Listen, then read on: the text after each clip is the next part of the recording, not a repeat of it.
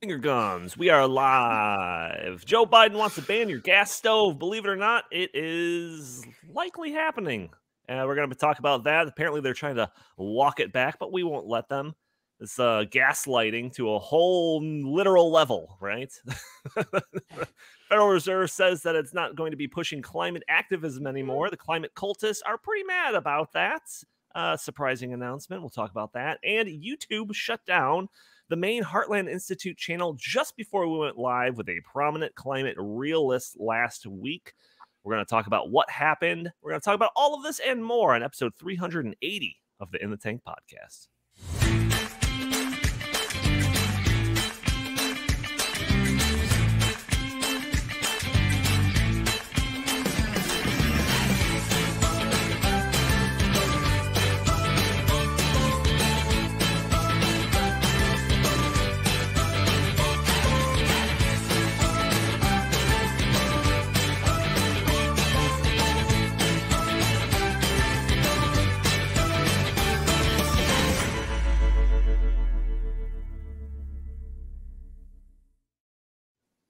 That is right, folks. We are live. This is the In the Tank podcast. I am your host, Donald Kendall.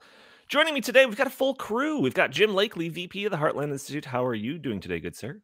I'm doing okay. I'm doing a little better than you guys. I might be a little bit more awake. I know that you guys were on a trip. You just got back. Justin just got back to the West Coast. You just got back here in the Chicagoland area, Donnie. And I had to cajole both of you to please be on the podcast, or it would be just me and Chris, and I would have to host, and nobody wants me to host. Nobody. Everybody knows you're the best host. So thanks for being here. All of that is very literally true. We'll get to that. Also joining us, we've got Justin Haskins. Some role. What are you doing, Justin? How are you? I'm not sure anymore. I'm in the middle of an identity crisis, so I'll let you guys know what the title is when I figure it out. But I have several titles. One title is we can go with research fellow. We can go with director of the Socialism Research Center, or co-director, or co-czar, or whatever we're calling ourselves now.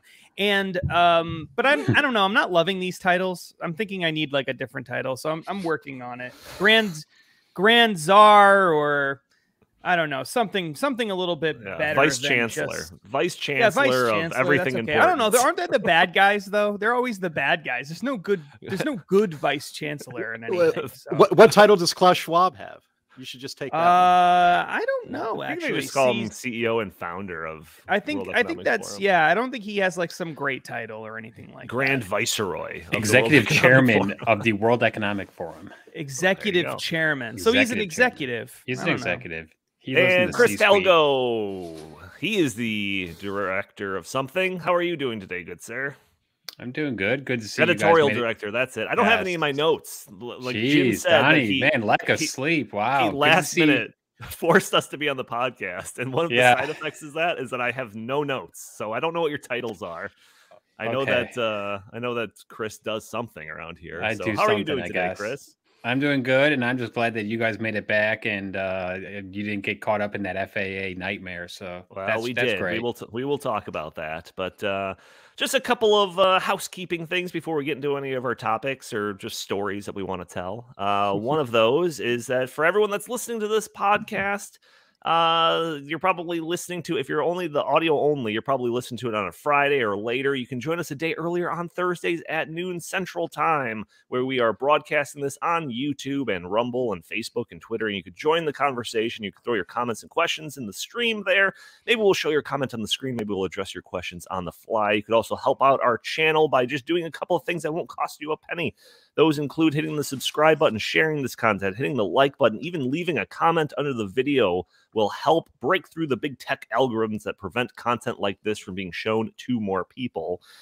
What else we got? Jim, heartbreaking news. Jay Lehr, a mainstay of the Heartland Institute and the climate realism movement for decades. Yeah. We got some sad news about Jay Lehr. Do you want to kind of explain what's going on there?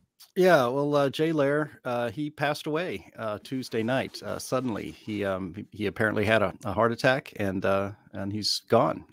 Jay Lehr was for more than 20 years the science director here at the Heartland Institute. And then a few years ago, he left and he joined the International Climate Science Coalition up in Ottawa, Canada, with our friend Tom Harris, and he was a senior fellow up there in that organization. And it's just a tremendous loss. I mean, Jay Lehr was one of the most kind and generous people I've ever met. You know, I'm blessed to have a lot of, you know, kind and generous people in my life. Nobody surpassed those levels that Jay Lehr gave to me and to everybody else in his life. I mean, this man he was about I think he was 85 years old, and he was the fittest 85-year-old you may ever meet. I mean, this man set the record for most consecutive months jumping out of an airplane. You might think that's a sign of insanity, but he did that for every month for, I believe, 39 straight years. And he injured himself. He wanted to have the even 40 because he likes nice even numbers. And he got injured, not jumping out of a plane. Something else happened. He hurt his knee and he couldn't do it safely. So he had to end his streak. He's basically, if there's a parachuting Hall of Fame, he is in it. The guy wrote a unicycle to his Princeton. He went to Princeton University. He rides a unicycle down the parade route at like the age of 75. I mean, the man was about as vigorous and as fit as you could be. And this is just, you know, proof that, you know, life is fleeting and life can end at any moment. So, you know, think about the people you love, tell them that you love them as often as possible, because you just never know when that might be the last time you talk to them. Yeah, Jay Lehr, he was, like, honestly, one of the nicest guys in the world.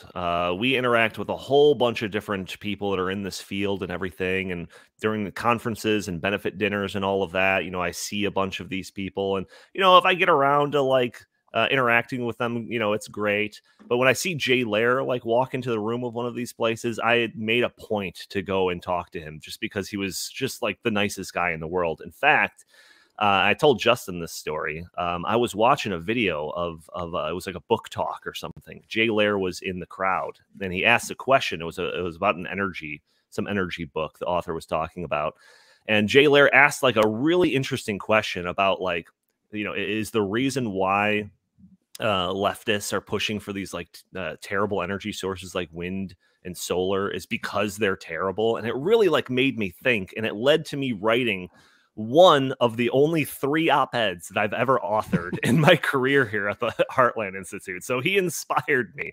And that I can't say that, you know, about every person that I've come across. So yeah, Jay Lehr like really has a little special part in my heart. But Chris, Justin, do you want to say anything about good old Mr. Jay Lehr? I mean, you guys have said, you know, all there is to say. I've met Jay a couple times, and even as a, you know, like a new intern here at the Heartland Institute, he was, you know, so nice and you know, so willing to, you know, to teach me what I, you know, wanted to know. And yeah, he's just a great guy, and, you know, he'll be missed. Yeah, absolutely. Yeah, I think one of the things about working in especially politics, policy, media, all this stuff, you meet a lot of people.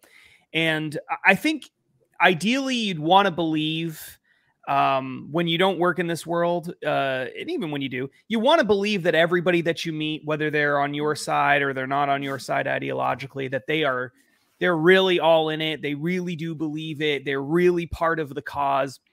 And there are a lot of people like that, but there are also people who are in it for totally different reasons. It's just a job, maybe, or, you know, this just happens to be what they're good at, or maybe they've got big egos, or maybe they want lots of power in the case of politicians or whatever. But Jay was one of those guys who he, down into the depths of his soul, believed that he was doing something important and special, and he was going to work toward the cause of liberty until he died. Like, that was who he was.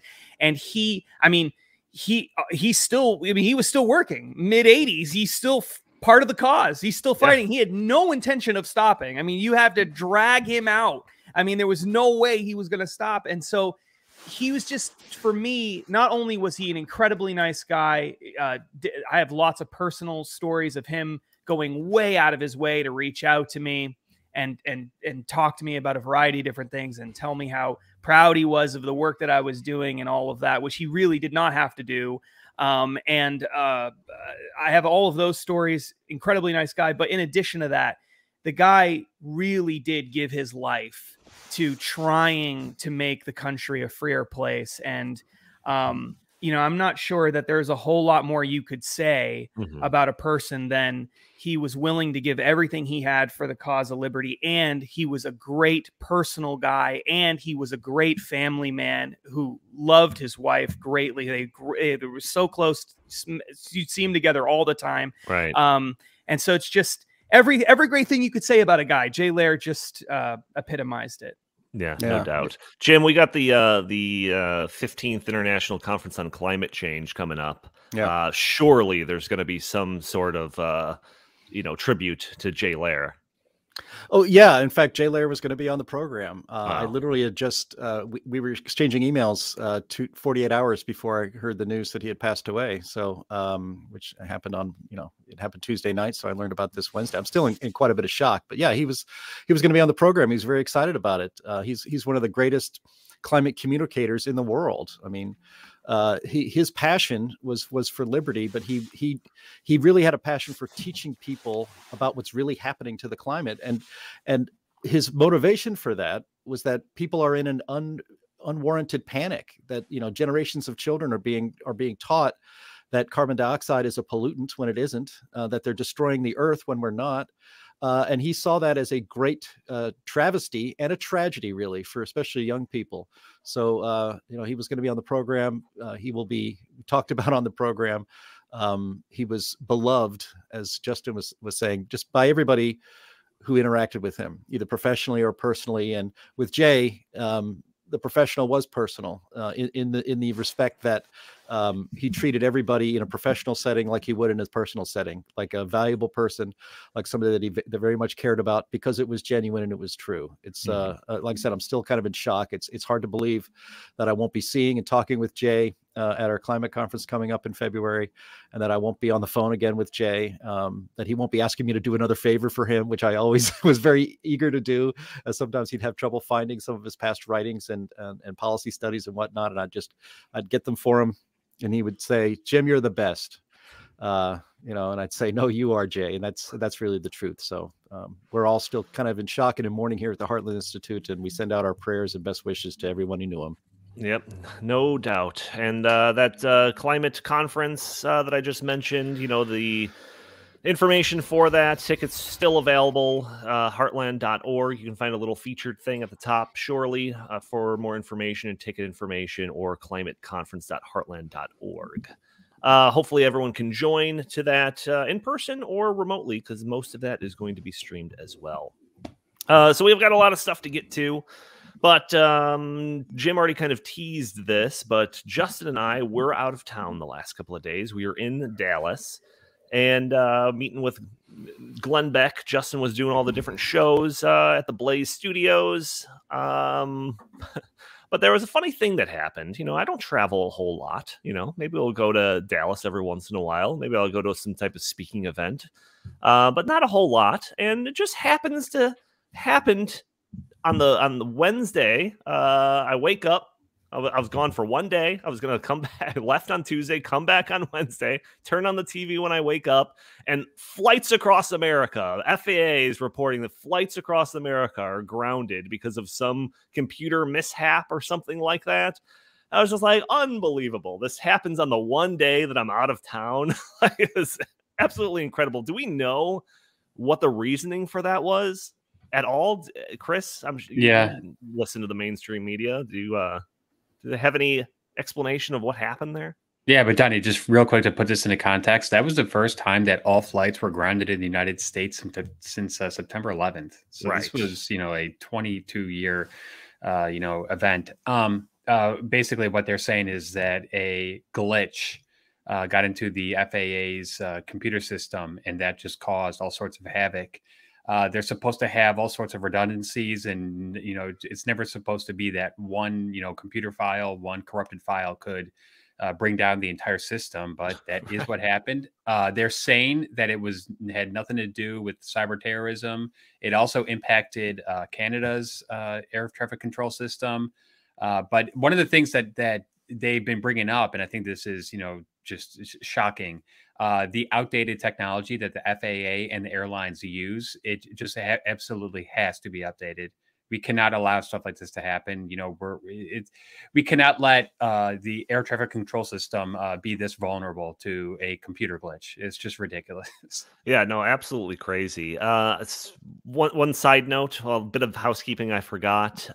We have enabled the super chat feature on YouTube. So that is something you can kind of donate to this channel. You can get your comment in there. And I don't know exactly how we want to like treat this, Jim. We haven't really talked about this too much, but if somebody super chats a question or a comment, can we say that we'll like guarantee that we'll read it, assuming that it's appropriate or something? Is that safe to say, Jim?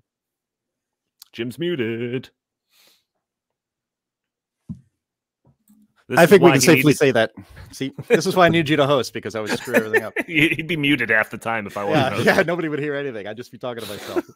No, I actually we just kind of pulled the super chat feature out about half an hour before we went live today, and so as long as somebody doesn't say something vulgar or something that could get the channel pulled down, I think we could guarantee that we'd show it on the screen and react to it. So yeah, that's a great way to support the Heartland Institute and this channel and this programming is by trying out the super chat. So. Perfect. We'll see how it goes. So yeah, so Justin and I both had late flights coming back, and because of all this FAA stuff, all the flights grounded. I think that all the flights were down for like 4 or 5 hours or something like that. They started allowing them to fly in 9 o'clock Eastern time. So throughout the day, I was getting notifications about my flight being pushed back. So my flight, which was originally at 9 o'clock, didn't take off until about 11 o'clock. So I didn't get back into Chicago until like 1:30 or something. Didn't get home until closer to 2:30. So it was quite a long night for me. Justin, Johnny, you're out of your element. That is very true. I'm very out of my element right now. Justin got better luck. He didn't get his stuff canceled at all. You get better luck, but you actually got home before I did, so That's it wasn't that great. My flight was by design not supposed to get in until very late. So I didn't get home till around 1:30 or so Pacific time. But of course I wasn't on Pacific time.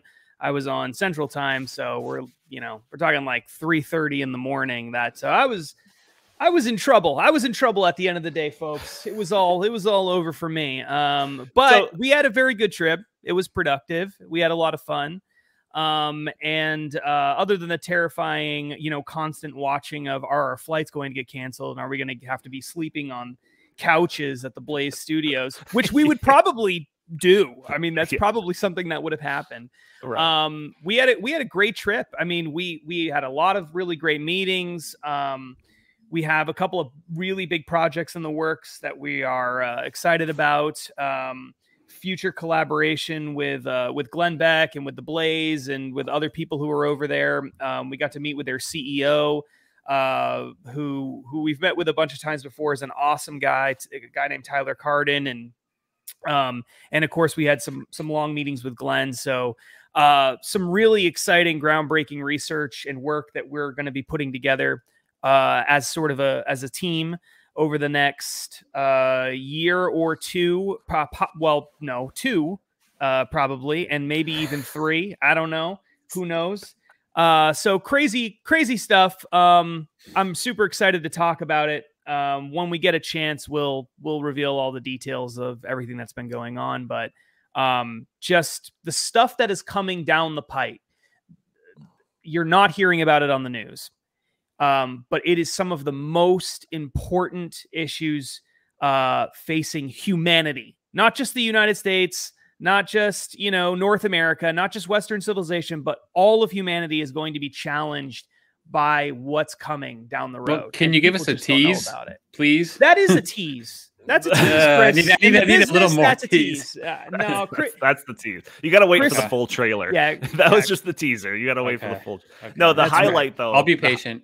The highlight though, and you can go and watch the episode that Justin was on. So just by like sheer coincidence, Justin and I's day of these meetings, the day that we were there at the Blaze, just happened to be on the 1-year anniversary of the Great Reset book being released. That released 1 year ago yesterday.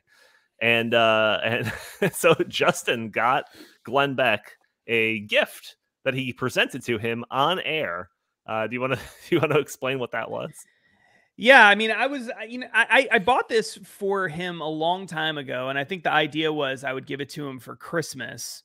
And we didn't get out there around that time. We just couldn't, our schedules just didn't work out.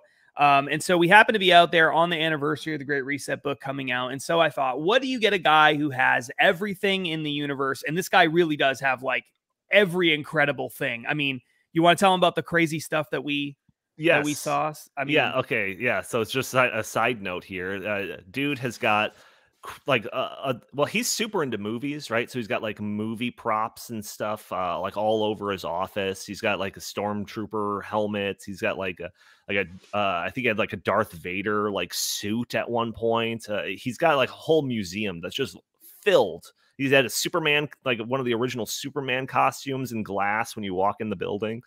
And when we were there yesterday, a guy is walking in holding Sputnik. Literally holding Sputnik. He's bringing it in. So it's like, I'm like, during the meeting, I'm like, Glenn, you got to tell me about Sputnik over there. I'm like, didn't it like burn up in space or whatever? He explained how there was 4 that were made. One of them was sent into space. The other 3 weren't. That one burned up. The one sent in space burned up. The one in space, yeah, burned up. One is in like the Smithsonian. One is in some other museum. And one was given to like the chief engineer of the Sputnik program. And then after he passed, the family sold it or something. And then he was in like Czechoslovakia. It was in like the Czech Republic or someplace like that. Right. Yeah. So then Glenn bought it at auction like the other day. So he's got it in his office. Sputnik. It's absolutely insane. It was pretty amazing. But that's a side tangent to your story. It's a side tangent. Exemplifies the fact that this guy's got everything. Yeah, the guy's got everything. So I was like, what am I going to get the guy that's got everything? It's the 1-year anniversary. You know, we've got this new book that's in the works and all this stuff. And I thought, I'm going to get him a signed copy of something from Klaus Schwab. Because I just thought there's no way he has that. Like, that's the one thing I know he doesn't have. And so I searched and searched and searched, and it is so hard to find autographed copies of any. If you were in the audience and you find an autographed copy of something from Klaus Schwab, let me know, because I will buy it. I want to be the world's biggest Klaus Schwab collector of paraphernalia. And I think by buying one thing, I might be right now, number one. Yeah, right. So I just want to keep that up. So a signed picture of it. I think he really liked it. He immediately weirdly had like it was really bizarre. So he opens it up. He's super excited, loves the gift.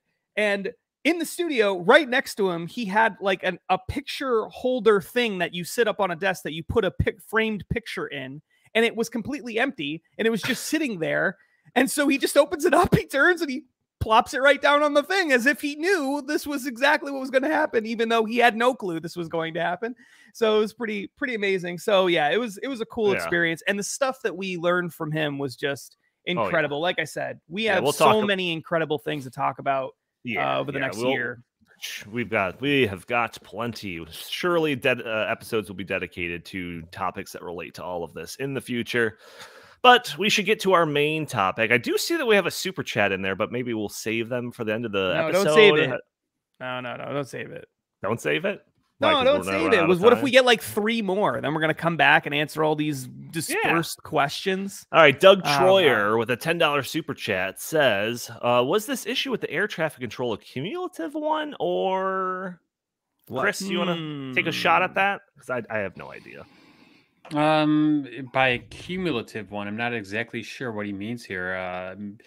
Obviously, when it happened, there's a domino effect. So, I mean, there was a cumulative effect on the system. I don't really know exactly what he's asking though, so I can't really. Yeah, I really don't know. I mean, I will say that like the air traffic system and airplanes and all of that like blows my mind when I like go to the airport and see this incredibly complex like weaving of different systems and all of this, and they've had these planes going on these tight schedules. It blows my mind. So the fact that like some type of stick can get stuck in the spokes and mess everything up doesn't really shock me. It's in fact, it shocks me that it doesn't happen more often. Well, so, one thing I do know is that during the pandemic, the FAA had a lot of trouble having enough people to man the control towers. So this is not a one-off. The FAA or woman the control towers. Excuse me. People, Donnie, people.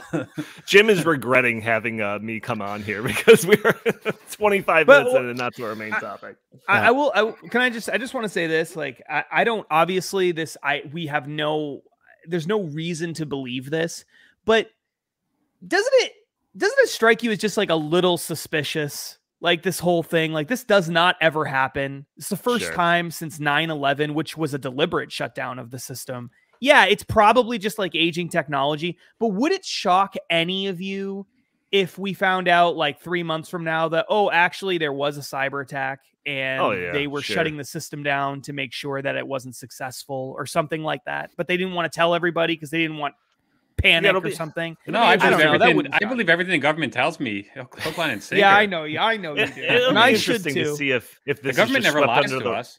If this is just swept under the rug, or if we find out more information on it. So over the past couple of weeks, we should get to our main topic. I'm sure Pete Buttigieg will be on this, Donnie. He's on it. Yeah. I've seen like a couple of news stories going around about gas stoves and how the government's coming for your gas stove. And I saw like something earlier in the week, and then I saw the response by on social media, whether it's Reddit or something, Twitter, being like, "Oh no, this is all fake news. It's just conservatives trying to gin up some non-story, and they're not coming for your stove. Like this is just some manufactured outrage story from the right." But then, like, I started seeing more stories come out, being like different jurisdictions, Washington State, I think either New York or New York City or something. Like, no, yeah, we're following these guidelines and we are banning these things, at least in new construction. So it's like, oh, so I guess it wasn't some fake story that conservatives are just ginning up for outrage. Jim, can you shine any light on any of this for me? Yeah, well, Richard Trumka Jr. If that name sounds familiar, it's because Richard Trumka Jr. is the son of former AFL-CIO labor boss, Richard Trumka. I called him Dick Trumka. I think we should call him Dick. We can go Dickie. Dick or Dick Trumka. I don't know. Yeah. But no, so he released a statement. He was interviewed by Bloomberg. And he said that because he had his, I guess, in his hand, I always imagine it. I have in my hand this study that says that gas stoves cause asthma in children. And we must, so everything's on the table. So this is the Consumer Product Safety Commission, which I believe we have your favorite, Justin, Elizabeth Warren, to thank for I do love Liz. Yeah, Liz is your favorite. So the Consumer Product Safety Commission, Trumka, who is one of 4 commissioners on there, says, we have to protect the kids, so everything's on the table. He was asked about, well, you mean banning and getting rid of natural gas stoves? Everything's on the table basically to keep people safe. So that was on Monday. Yesterday, I think the president was finally asked about it, and he said, no, we're not going to do anything like that. So because the outrage that people had, because this is insane. It really is insane. And so they're trying to walk it back. But as I said in the description of this podcast, we're not going to let them, because this is indicative of the way the administrative state under leftist rule, basically our ruling class, thinks and operates about us. There's no limiting principle to what they will do to control your life. But just taking, I want to get in the details about the supposed study, by the way, that using gas stoves causes asthma in children. But maybe you guys can weigh in first, but I think it's important to break that down. Yeah, Chris, do you want to jump in with your take on this? I'm sure that this is all the talk of the town in the corporate media, right? Well, I was glad to see AOC chimed in with her scientific analysis that gas stoves actually cause brain damage. So, I mean, take that for what it is. But, this is just ridiculous. It's being done under the guise of public safety. The Consumer Product Safety Commission is a complete joke. They're currently investigating all of the safety problems with blinds. No joke. blinds. So these people just, you know what? This is the embodiment of the bloated Washington, D.C. bureaucratic system where they've got thousands of people that, you know, work in these agencies. And what do? They apparently study whether blinds are dangerous for people. Jim mentioned the study. I know we're going to go much more into that, but there were some other studies that the Wall Street Journal cited that were not the one that Richard Trumka was using. And Donnie, this is just so par for the course. They were doing the experiments on gas stoves, but they were doing them with no ventilation whatsoever in a confined space with tarps over the stove. Of course, there's going to be deleterious effects if you are using a gas stove for hours and hours and hours in a tiny, tiny little room with no ventilation whatsoever. So I guess these people either think we're really stupid. These people think that, you know, we don't know any better. But as Jim alluded to, this has, you know, the climate change written all over it. And just so happens that in the Inflation Reduction Act, which is the most ill-named bill in the history of the United States, or law, I should say, they included a provision that gives people $840 rebate if they buy a new electric stove. So follow the money as always. Yeah, you know, I feel like I haven't heard about these studies suggesting that gas stoves are like dangerous or anything, but I have seen plenty of headlines in the past about considering regulations that any new housing had to have electric stoves and not gas ones. And I always took that as a, you know, like we don't want gas powered stoves. We want your wind power, you know, to be turned into electricity so you could have your electric grill going. And then or stove going. And then all of a sudden now we have this study saying like, well, it's not about climate change. No. It's about kids getting asthma. That's it. That's going to justify all of this. Well, Donnie, the Democrats are great at using kids as pawns. You know, they always do. This is like, you know, just one of their go-to strategies. Protect the kids, or so they say. Justin, do you want to weigh in on any? Yeah, I mean, I think if you're going to take a sort of a positive look at this, I think one of the positives that comes out of this is, you know, that the only logical reason really for why they're doing this is because they don't like natural gas. If they could, they would just get rid of natural gas entirely. Like that's what they want, because that fits into the environmental agenda, the climate agenda, moving the country toward wind and solar generation, power generation, and all of that stuff. So they don't like that. We already know that. But what's interesting is, why wouldn't you make the focus that? Why didn't they say, well, we got to stop allowing gas stoves because that's contributing to the climate crisis? Like, why not just say that? Because I understand that asthma is let's say that asthma they really do believe asthma is being caused by this. Okay, that's a problem. But you know what's a bigger problem? Everybody dying from climate change, which is what they also believe. So wouldn't you go with the thing that is the bigger crisis? You know, wouldn't that be the thing that you go to? Like, why do you need to make a case for kids getting asthma as the reason when these stoves are contributing to the destruction of all of life on Earth? That seems to be the thing you should go to first, yet they didn't. And so you have to ask yourself, why? Why wouldn't they go to that? And I think that actually tells us a lot. The reason they're not going to climate change for their justification for doing something like this is because they know that's a huge loser. They know that no one cares. They know that that's not a big motivating factor for people. That if they had come out and said, you know, we have to ban gas stoves because we know you guys like them in America. We know everybody likes them who has them and whatever, and they cook better than electric stoves. But we're all dying if we don't do stuff like this. So we have to do things like this.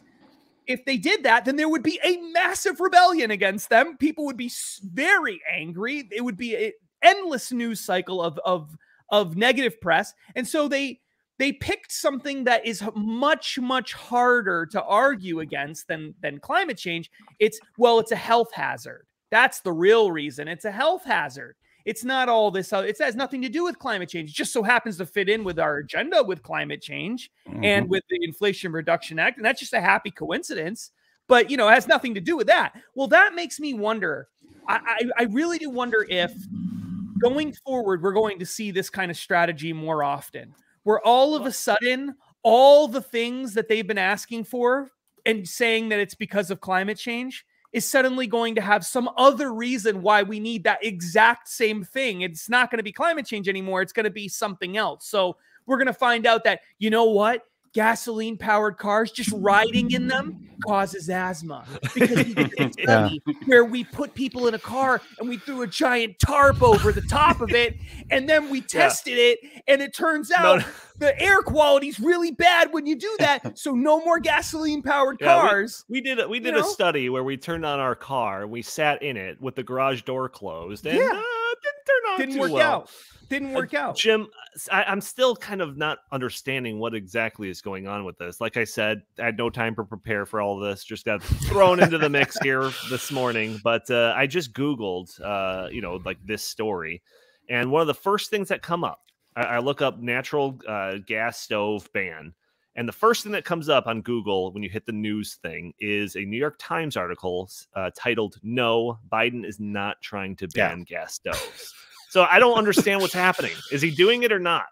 It's well, there's a trial balloon, and so that's gaslighting on the gas stove ban is what's happening right here, literally. But look, when this came, so they're just trying to walk it back. They know that this is a big loser. They know that this is embarrassing. Richard Trumka Jr. spoke out of turn. You're not supposed to say this stuff yet. You know, you have to condition the public to accept this. It's too soon.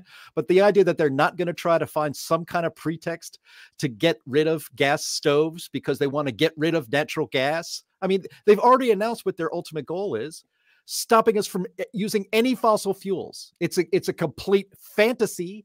It's going to destroy civilization to stop using fossil fuels, but they already know. They've said that is their goal. And so why wouldn't they ban? They would have to ban gas stoves. They would have to do it because we want to go, net zero and not use any fossil fuels in a very short amount of time. As noted, it's in the show notes.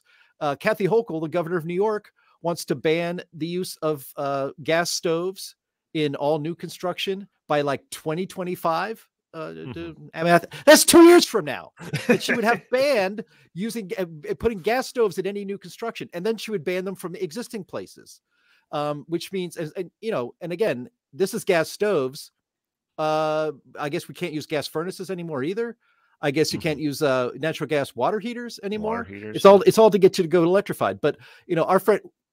I asked our friend Steve Malloy, he's actually a policy advisor at the Heartland Institute and also a member of our board of directors, to come on because he runs the website called junkscience.com.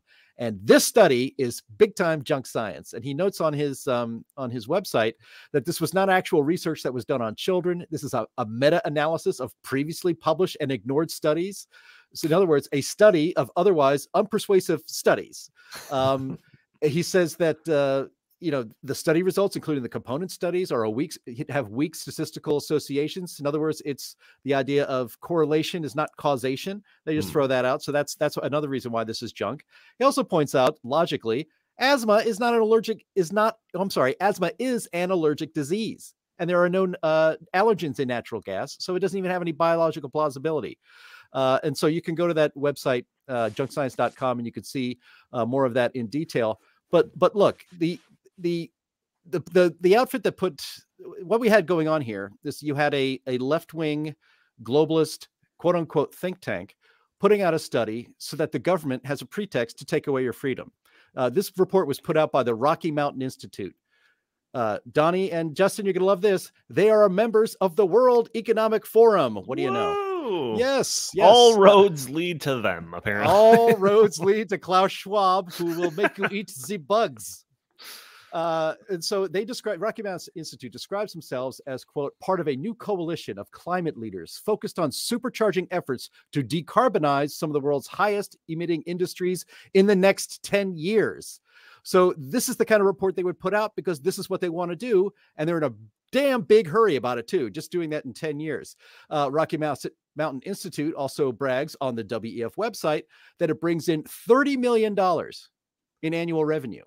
$30 million every year. That would fund the Heartland Institute for about 8 to 10 years, actually. So people think like we're swimming in big oil money. I wish. You know where all the money is?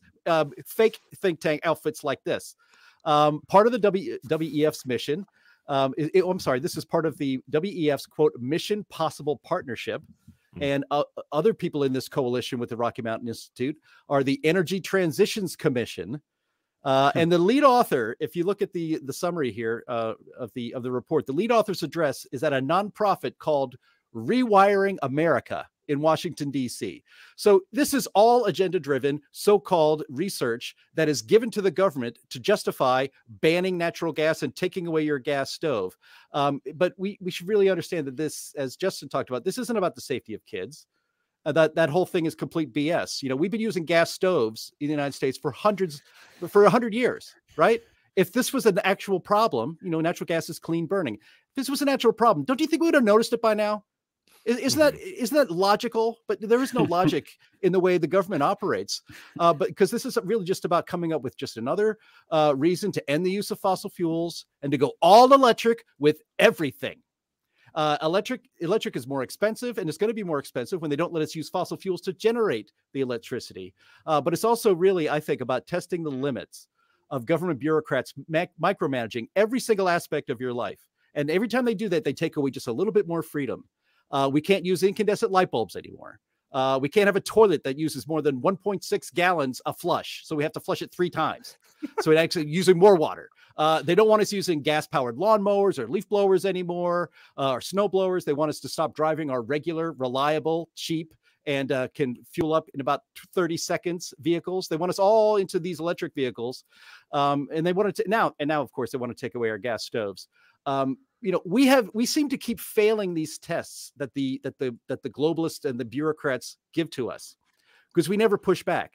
It just they always get their way, don't they?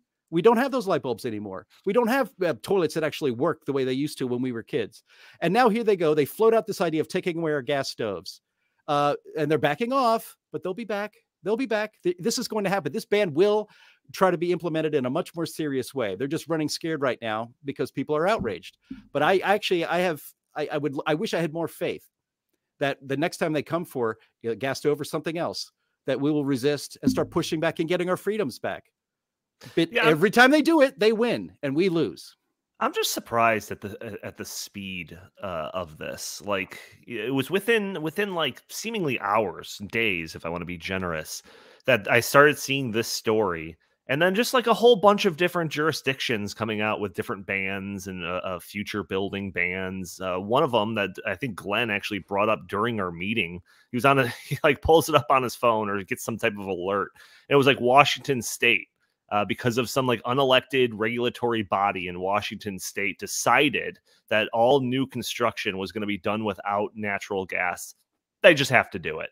It's like, oh, that's a very democratic process. But Chris, any other last thoughts on this topic before we move on to anything else? Yeah, Senator Cory Booker, one of my all-time favorites, he actually had a different argument for the reason why we should do this. He says that natural gas stoves are racist. And here was his justification, and I quoted him in an article I wrote a couple days ago. Well, wait. Before you do that, sure. A lot of gas stoves do have hoods, so that might be. Oh wow, that might get us banned, Donnie. Jeez, yikes. Well, he took it a slightly different direction. He said, and he wrote, this is on his website. I found the press release and everything, that Black and Latino people and like indigenous peoples live in smaller homes. Therefore, they don't have the ventilation necessary to properly ventilate using a natural gas stove. So basically, he said in a one fell swoop, big generalization, painting with his big broad brush, Black people, Latino people are poor and can't afford homes that are large enough to have a natural gas stove. So therefore, we should just not have them at all. That makes a lot of sense. Yeah. Good old Cory Booker. All right. Well, there's another story here that I am completely unfamiliar with. At least I saw some headlines about that one. But this is Federal Reserve rejects climate activism. You have in the show notes here, Jim, New York Times article, Powell says Fed will not be a climate policymaker. That seems like, no duh, you shouldn't be. But in this crazy mixed up world, that seems to be a kind of a crazy turn of events. So can you walk us through this one a little bit, Jim, and make sure you unmute your mic before you start talking? You want There me to he unmute goes. my mic before I start talking? Why do you have such demands on me? It's just it's so hard. You come in unprepared and you just take it out on me. That's okay. That's okay. Uh, actually, I'm gonna look at the. We also have a link to the editorial in the Wall Street Journal on this as well.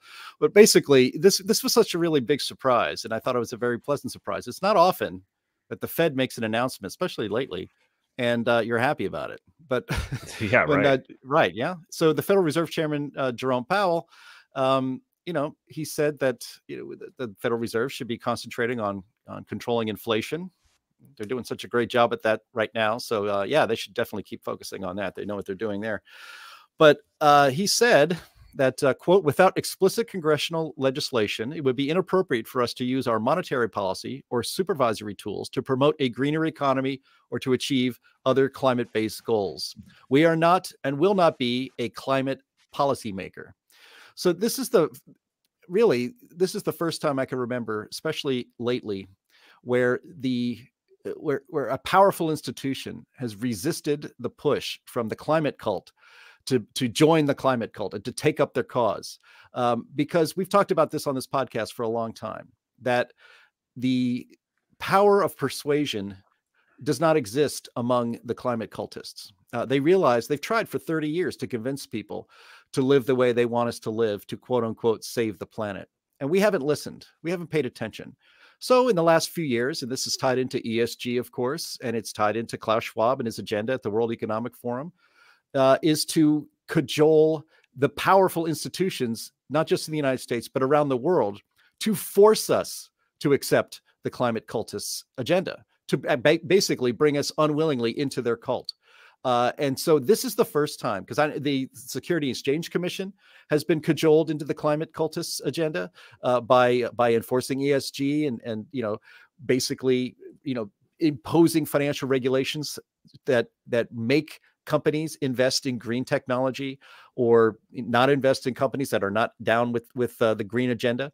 So Jerome Powell, the chairman of the Fed, to basically say, nah, that's not what we're going to do. We're not joining your cult. We're not going to be a climate policy maker. If you want this stuff to be enacted, you pass laws and you get those signed by a president, because we're not into it. So to me, that's the only good news I've heard out of the Fed in probably 20 years. So I thought it was worth mentioning.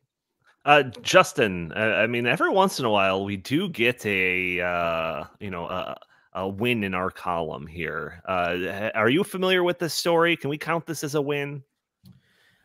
So this is something that has been discussed for a while, in a variety of different ways. There's sort of been a debate within academia and within the Fed as to what exactly legally the Fed can do when it comes to climate change in particular, but on other things as well.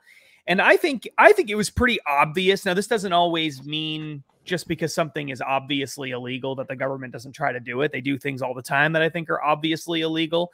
But it seemed pretty obvious that the Fed did not have the legal authority to start sort of pushing policy solutions using the Fed. Like that's something that the European Central Bank has been doing, and they do have the ability to do that to some degree.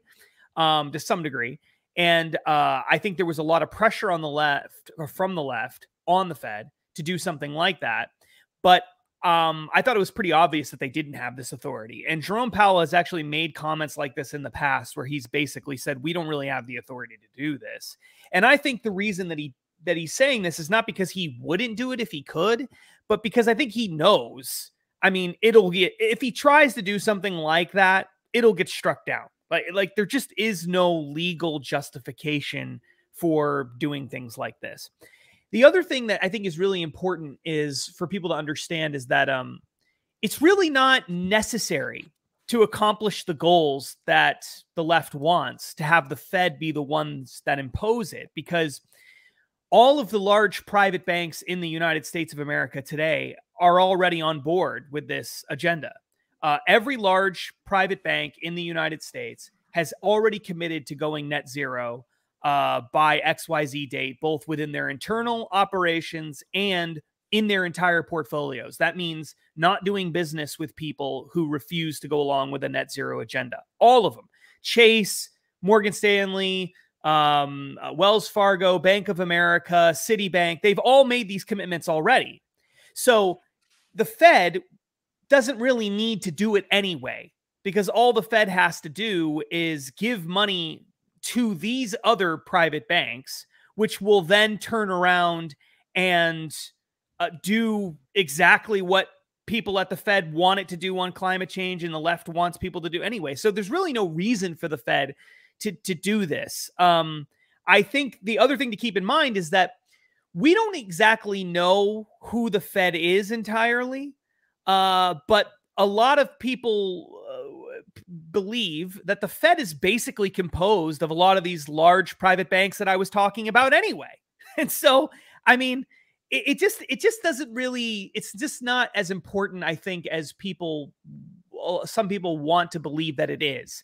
Now, if the private banks were not going along, if by private banks, I mean, if Chase and Wells Fargo and all these big national banks were not going along with this agenda, then this would be important, because one way to force them to go along with it would be for the Fed to say, you have to go along with it in order to basically exist. But because they're already doing it anyway, I don't know why it matters whether the Fed is doing this or not. It would be worse, I guess, if the Fed were going hardcore in this direction and they could sort of put the foot on the gas pedal. But do I think that it's really going to change much of anything? No, because I think the big players on Wall Street and in insurance and in banking are already doing it anyway. So the Fed, I don't really know why this matters a whole lot. I'll take it. I'll take the win. I know, because you're easy to please, but I did like Avatar too. So yeah, that tracks. We'll get to that. We'll get to that. So I want to talk about the story that happened at the very end of last week, right here at the Heartland Institute. But I did see an interesting comment by Cowboy Roy Rogers. Where is that comment, Andy? Do you have that? Can you pull it up? It says, stopping socialism. Can we please stop calling them fossil fuels when the earth regenerates them? Rockefeller lied to everyone. We're finding more deposits because they are regenerating. So this is something that I've heard before. I have not looked into it until to see if it's like totally factually correct. But the idea that like oil, all the oil in the world is all the oil that we'll ever have. And there's a theory that like, no, there's actually, it's like regenerates. There's a term for it. I forget what it is. And I don't know if that's the case. I don't know of any studies or anything that would suggest that that's true or anything. But I will say, just like from the linguistics point of view, I've always hated calling them fossil fuels. That always has like this negative connotation to it. At one point, I tried to refer to fossil fuels as reliable energy as opposed to renewable energy. And I don't know if that's the best terminology to go with it, but it's certainly better than fossil fuels. But, and I've always said that the one thing that the left is miles ahead of the right on is the linguistic battles. So I do support that idea that we should stop calling it fossil fuels. I just don't know if we're going to come to a consensus term that everyone across the board refers to it as, at least on the right. But how about reliable and affordable? Sure. That sounds good. Yeah, it's like we now have to refer to people say ICE and they mean internal combustion engine vehicle. It's like we just call them cars. They were just vehicles that worked. It's like reliable transportation. But Reese Reed left in the comments here. He says that he always refers to them as hydrocarbon fuels, and I know that the people, we have our climate conference here in about 42 days, and a lot of the scientists we work with call them hydrocarbons. And it sounds scientific. I can get behind that. Yeah, but there is a theory or hypothesis that that the Earth actually generates, it creates oil and natural gas. That this is not the the remains of previous organic creatures like dinosaurs and plants. That it's something else. I don't know how much to give that theory, but it is interesting that we keep finding more and more oil when we were told that we couldn't find it anymore. So, an unscientific person could even just logically conclude maybe there's another answer. Maybe it's not what we've always been told, because that's what science is. It's the pursuit of truth. It's not the acceptance of dogma. No, science is Dr. Fauci. That's true. That's true. I, So- I walked past the TV monitor when we were at the Blaze, and I saw Fauci standing there, and then I like double taked, and it was actually Ellen DeGeneres. I was like, oh wow, they look very similar. Didn't realize That But really yeah, happened, actually. that did happen. Justin was right behind me. So if you were to take anybody off the street and be like, what do you like, fossil fuels or renewable energy? Of course, 100% of people that don't know any other context of it are going to pick renewable energy. So the linguistical battle, I think, is a very important one. And too often the right is miles behind on that. So I wanted to talk about this story. So the In the Tank podcast is live every Thursday at noon, like I mentioned. But then we also have another live show every week at the Heartland Institute, and that is called the Climate Change Roundtable. That is live at noon Central Time as well on Fridays. And last week there was kind of like a lot of preparing. They prepare for the show, obviously, but it seems like they were going above and beyond. And it was because they were going to have a very notable scientific figure, Dr. Judith Curry, on, and it was a big to do. There was a lot of preparing going on behind the scenes. I was making sure to tune in. I was I had my lunch ready. I was ready to tune in, and it was 12 o'clock. And it was 12:05, still waiting. And then it was like 12:10, and I'm still waiting. Where's the show? And then I see in the comments, maybe it was Jim, maybe it was Andy, said that YouTube, coincidentally, just maybe an hour before the broadcast, maybe a couple of hours before the broadcast, gave the main Heartland Institute channel on YouTube a strike, which prevented us from putting anything on the channel, including a live broadcast, for 7 days.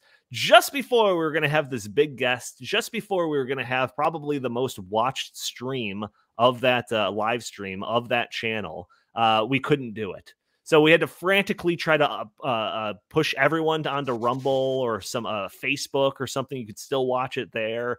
And, so, I mean, there's a couple of different facets to the story that I want to explore, Jim, but pretty interesting coincidence. Oh, yeah. And what the strike was an episode of the In the Tank podcast, funny enough, but from 20 months ago, nearly 2 years ago, us talking about Trump being kicked off Facebook got us banned, got us a strike, prevented us from having the stream with Judith Curry on YouTube. Jim, you were incensed by this. Do you want to? Yeah, I was pretty hot about it. But look,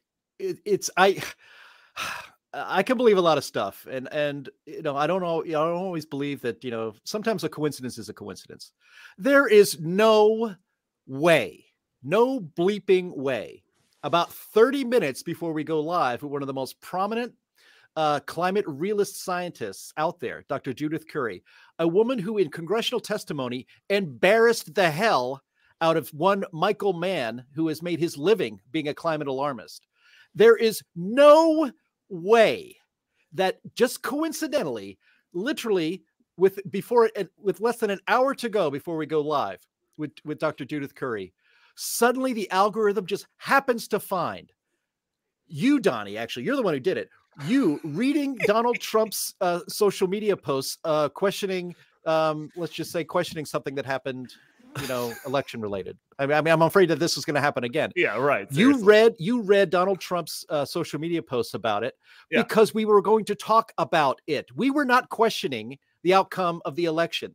We were not spreading election misinformation. We were discussing whether what Donald Trump did warranted being banned. And that was the time he was basically going to be banned from all social media. So that's why he had to make his own Truth Social. And we were discussing that because it was an important public topic. And there is zero chance that the algorithm just randomly picked that up 30 minutes before we go live with Judith Curry and then shuts our channel down so that we can't live stream. No chance that is just random. Zero. It didn't find it last week. It didn't find it 3 months ago. It didn't find it 20 months ago when we said it. It finds it right at the moment that what was going to be one of our best live streams ever on YouTube, and it makes it so that it doesn't happen. There's just no way. I don't believe in coincidences like that. I'm willing to believe a lot. Not that. That is complete BS. Jim's literally pointing fingers at me for those audio only listeners. But I will say, if you go back and watch the tape, and that episode still exists on SoundCloud and Facebook and some other places, that I have the quotes, and I'm like, should I read these? Should I read these things? Are we going to get banned? And then, for the record, Jim says, "Do it. Let's live on the edge." So if let's live on the edge. to share the blame, it's this guy that's sitting next to me on this monitor here. That's fake. That's fake news. So I will say, to just take your percent chance of this being a coincidence from 0 to a little bit north of 0, that happened on January 6th. That Friday was January 6th. So is it possible that because we're on like the, what is it, second year anniversary of that, whatever, that they boosted the algorithm and increased the net to make sure that they capture any dissenting opinions on this most important thing that's ever happened in this country? Maybe. I'm not entirely sure. I don't know. No, Donnie, you know what? Now you're talking real conspiracy theories. Now you're going to get this banned. It's all conspiracy. How dare you question January 6th, by the way? I'm not questioning anything. Infamous day that, well, yeah, I'm questioning January 6th of 2023. So, an interesting thing. So it was, we pushed everyone to Rumble. We had 150 people watching on Rumble, which is like fantastic for us when it comes to Rumble. And by the time the stream ended, there was a few hundred. Jim, you made a post about this, ranting about it in Twitter form, posted about it. We had the Heartland account share it. We had the Stopping Socialism account share it. You reached out to a blog that you really liked that talked about it. And over the course of that next couple of days, the views on this Rumble video, this Dr. Judith Curry interview, started ticking up. Couple thousand, then 5,000, then it was 10,000. And then he started, seeing the big jumps, 20,000, 30,000, 40,000. And it must have hit like some type of algorithm. It must have been like put on their front page or something, because then it really started rocketing. And right now, as we're recording this episode, that interview, the Dr. Judith Curry interview on Rumble, has 146,000 views, which for our Rumble accounts is like every other video added together multiplied by 1,000. Yeah, I mean, we simulcast on Rumble. I consider it. I joke in the office that Rumble's kind of like our panic room. Like when they definitely ban us from everything, well, at least we'll have Rumble, and we simulcast on Rumble just for that reason, in case something like this happened, and it happened. Right. We would have had hundreds of people watching live, which again is pretty good numbers for us. That Judith Curry interview, and we ended up with about half of that over at Rumble. But to have anybody watching at Rumble is actually pretty amazing, because this is where people watch live streams. That's what YouTube is for. That's what everybody does. That's where you get the super chats and all the other stuff. So it was amazing. So the attempt to suppress this actually ended up getting more people to look at that interview in the end. Yeah. So that's actually a good thing. 146,000 views is pretty damn good. But it's still super scary that we live in a supposedly free society in which you cannot post a interview on YouTube, one of the biggest platforms in the world, and especially in this country, in which you have a give and take with someone who just questions, the pseudoscience on climate change. That is a very scary development, because they always have used the saying of, well, we ban stuff that is going to cause, harm to people, or vulgar comments or racist comments. This had nothing to do with any of that. This was literally just a woman coming on and saying, hi, I have some opinions about this thing called global warming, and I'd like to share them with my fellow Americans. And they come in like the ex Soviet propaganda team, and just erase it from history. That is a scary. We do not live in a free society if those are the new rules of the game. Justin, do you have any comments about this? I filled you in on this while we were on the trip. I think you were kind of in the dark about all of this, but any thoughts? Actually, the only thought I have is I want to congratulate you guys for pulling that off, because that's pretty incredible. I mean, really, when you think about it, that's pretty incredible. And it is the power of having even one other option. Sure. You know what I mean? Like, right. This is what was so dangerous about social media like 5 years ago, is it's just like there was nothing. There wasn't even really Rumble, basically. I mean, it was either YouTube, it was Twitter, it was Facebook, and that was pretty much it. And Instagram and stuff like that. But that was pretty much it. So if any of those things went crazy, there was no panic. There was no backup. There was no alternative. And so, I mean, this is the whole reason why you guys have been populating that Rumble channel, basically. Right. And so it actually paid off. I mean, this could never have happened, and we would have had a grand total of like, I don't know, like 1,000 total views on Rumble for the whole history of the channel. But this is why you do this thing. It's unfortunate that we have to think this way, but we do have to think this way. And this proves that it actually pays off. So congrats to all of you guys, to Jim and Andy and everybody who's involved in keeping that Rumble channel up and running, and for having that backup ready to go, because you really cannot be too skeptical of the establishment big tech other than Twitter right now, because they really don't like us. I mean, there's just no doubt about it. And at the very least, let's say that it had nothing to do with Judith Curry. It's just a crazy coincidence. Okay. Then they're just incompetent. So it's like, in their effort to try to ban people and get and tweak, turn the knobs and the dials just right on these platforms to make sure that there isn't anything that they don't like on it, they're incompetent and they screwed it up, and this doesn't make any sense. So that's the best case scenario. The worst case scenario is they're actively targeting specific channels they don't like and then banning content before it even comes on air because they're afraid someone might see it. Right. That's really bad to be anywhere on that spectrum. So yeah, it just reminds me of like we're like the rebels in Star Wars, and we're constantly having to relocate our stuff when we're getting chased by this Death Star over here. So while YouTube it also proves that there's an appetite among the people to get this kind of information. Oh yeah, no doubt. But I'm just saying, like, our YouTube account is like our Yavin base, and Rumble is our is Hoth. We're gonna have to get chased to in that.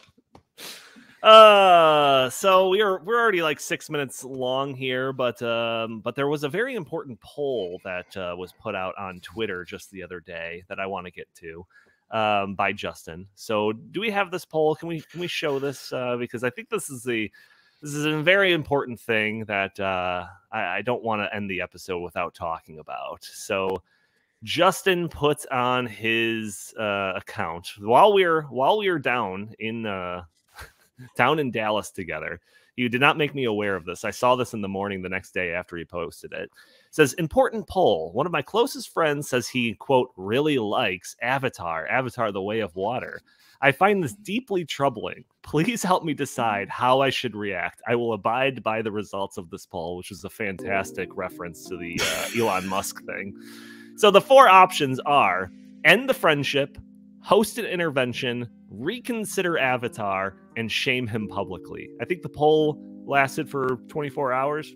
Yeah. And it looks like the results are in, and taking the first spot is hosted intervention with 31.5%, followed closely by shame him publicly with 29.3%. I was really pulling for shame him publicly. That's so much more fun than hosting an intervention. But I am working on an intervention. For those who don't know, Donnie is the person, the person referenced here. And so, I really was going to abide by the results of the poll. I mean, this could have been the end of the friendship. It really could have been the end.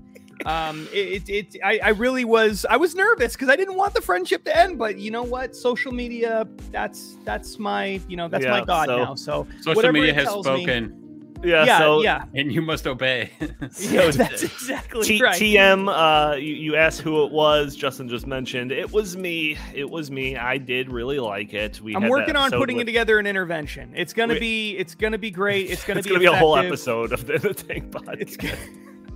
That comment that just showed up on the screen was Andy, our producer. He also very much liked the movie, but we did an episode with Christian Toto a few weeks ago. It was our last episode of the year of 2022, where Jim and I have had made a tradition of having Christian Toto on, where we talk about movies and TV. So if you want my thoughts about Avatar, you can go back and watch that episode. But Jim or Chris, any other thoughts on this topic or any of the other ones that we talked about before we sign off for the week?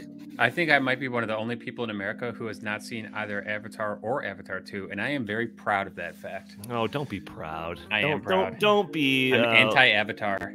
don't be one of these contrarian people just for the sake of being contrarian. It just doesn't appeal to me. Watching little blue people like doing. They're not little. They're the complete opposite of little. Weird but, worlds. you know. Like sorry. Like that might have appealed to me when I was about like 5. But Chris, you just bought yourself a place in the intervention team. So congratulations, Chris. I would be glad to host the intervention. Actually, we're gonna do a special episode of this. It's gonna be an intervention episode. It won't take up our normal episode or whatever Donnie, it'll be. We're gonna put you in a chair, take your eyes, and make them go open and watch movies that I think are better than Avatar for about, I don't know, maybe 24 hours. Jim, go ahead. I selected, for the record, shame him publicly, and I'm a big winner because the way you keep going on and on publicly about how great Avatar is your shame. So do you know who else is I'm a winner no matter what. James Cameron. James Cameron is the biggest winner out there. We'll leave it at that. Guy just hits home runs after home runs, and no matter what you say about his awesome movies, it's not going to take anything away from the box office. Ladies and gentlemen, I want to thank you for joining us for this episode of the In the Tank podcast. Join us every week for a new episode. For those that are listening to the audio-only version, probably on a Friday or later, join us a day earlier on Thursdays at noon Central Time, where you can find us streaming on Facebook and YouTube and Rumble and Twitter and all of that. And you can join the conversation, throw your comments and questions in the stream. Maybe we'll show your comments on the screen. Maybe we'll address your questions on the fly. And like we said, we've got that new super chat function, which we had the first test run of today. So we're going to keep that going in future weeks. So if you want to contribute to the show that way and be a part of the show, I highly encourage it. You can follow us on Twitter at In the Tank Pod. You can send us your comments and questions to the show, suggestions for the show, by emailing us at intheTankPodcast@gmail.com. And also, like I mentioned at the front of the show, that you can really help the show out just by doing a couple of simple things, hitting that subscribe button if you haven't already, share the content, hitting that like button, or just leaving a comment under the video. All helps break through those big tech algorithms that prevent content like this from being shown to more people. Jim Lakely, where can the fine people find you? At Jay Lakely on Twitter, at Heartland Inst on Twitter, and always visit heartland.org. Fantastic. Justin, same question. At Justin T. Haskins on Facebook, Twitter, Getter, Parler, and all the rest. Also, go to youtube.com and go over to Glenn Beck's YouTube channel and check out the interview that I just did with him yesterday on the radio. I believe they posted at least part of it. We get into some really cool stuff on ESG and the Great Reset in Europe and all that stuff, mandatory ESG. So check that out over at youtube.com and go over and see Glenn Beck's channel. Fantastic. And Chris, what do you have to pitch today? StubbinsSocialism.com. We got some stuff up there, and I just want to let everybody know that the big annual meeting in Davos is happening very soon, and we will be covering it in great depth, and it is going to be wild. No doubt about it. All right, thank you all for tuning in. We will talk to you next week.